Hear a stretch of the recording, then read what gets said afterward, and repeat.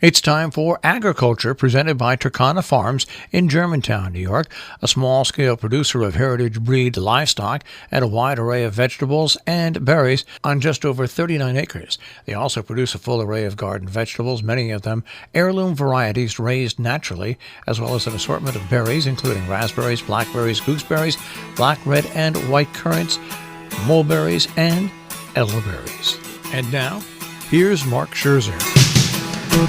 In the fog of a frosty fall morning, I trudge across white crusted grass, brushing past ice-laden mugwort leaning into the path on my way to the barn.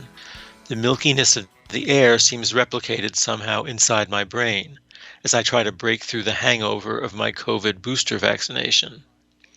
For some reason, I've reacted strongly to these shots, which makes me both lousy with malaise but happy at the silver lining that my immune system has been so effectively stimulated.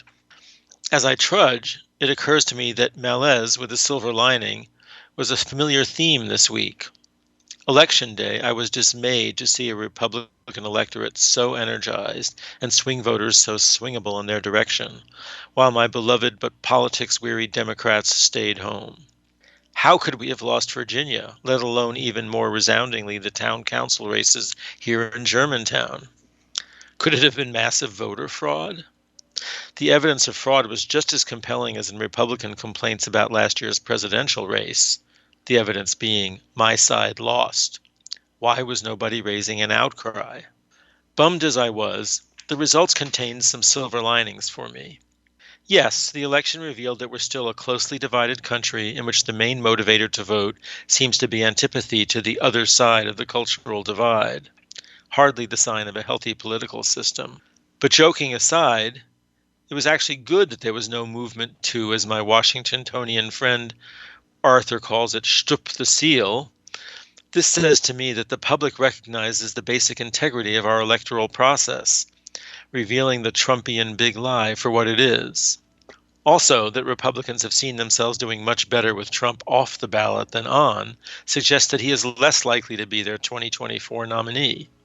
In the interim, I expect the 2022 midterm elections are more likely to be defined by a booming Biden post-COVID economy than by current voter malaise. All silver linings, in my view. These political musings that occupy my trip to the barn are displaced by an entirely different train of thought when I arrive, though it arrives at a silver lining. The barn seems a cold and uninviting place on this miserable morning. Why? In part because it's larger and more cavernous than its cozy predecessor, a repurposed fruit packing barn that burned in 2019. It was designed to accommodate a growing herd. I didn't realize I would soon decide to shrink the herd down into the teens. It's now at 24, but 3 young ewes are being sold to a cheese-producing farm next week, and the 3 young rams are going to slaughter weeks later. In larger part, though, the barn feels cold because of its concrete floor, which I've been diligently working to uncover. All through last winter, when the sheep were being fed on hay, the barn floor became covered, perhaps 5 to 6 inches deep, with a muck consisting of bedding straw, waste hay, and sheep poop. As the detritus congeals and decomposes, it releases heat. Indeed, sometimes when I'm forking out a deep layer of muck, I will find that it is smoking underneath. One has to prevent too much buildup, or the floor can become a fire hazard. On the other hand, a couple of inches of such matter on the floor acts as insulation from the cold concrete, as soft bedding for the sheep to lie on at night, and almost as a heating system. Especially with the barn doors open to catch the south and east light, on a cold winter day the barn, filmed with warm bodies of the sheep ruminating, can feel quite cozy.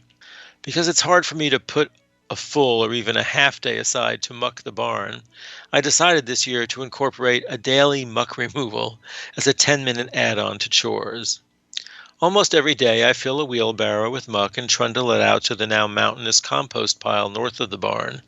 It's taken from spring until now to fully finish the job.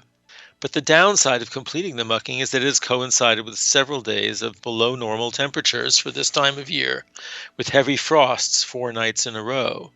It also coincides with the flock's long-scheduled fall shearing, which took place Wednesday morning. It strikes some people as odd to shear sheep just now, But for their health, among other reasons, we shear twice a year. To do so now, when there's enough time to grow a heavier insulating coat back before the really cold weather of winter comes, makes sense. The shearing went smoothly thanks to the skills of circuit-riding shearer Aaron Liu and the assistance of my friend Tom, who devoted part of his day off to help bag the wool as I skirted it, that is, removed the poopy parts. The girls looked considerably skinnier with their coats off, but also beautiful in their new coiffures. And they have seemed unfazed by the weather. The caracool, a breed native to Central Asian deserts, are certainly hardy enough to deal with this amount of chill, but they are also resourceful about remaining comfortable. It was no surprise to me when I arrived this morning to find that they had moved out of the barn to the exterior east wall, which serves as something of a sun trap, to catch the warmth as the sun rays slowly burned off the fog. It being the beginning of November, I've started feeding the sheep hay again. I've been spreading some straw on the concrete floor, which will mix with the waste hay and their poop to create that warm insulating barrier between them and the floor. In a few weeks, the barn will again be something of an insulated nest in which the sheep will happily loll and munch hay, and which will be a welcome destination at the end of my cold walk from the house. A refuge from the wind whipping off the north field, another silver lining. Agriculture is underwritten by Tricana Farms, LLC, a small-scale producer of heritage-bred livestock and a wide array of vegetables and berries on just over 39 acres in Germantown, New York. More information, 518-537-3815.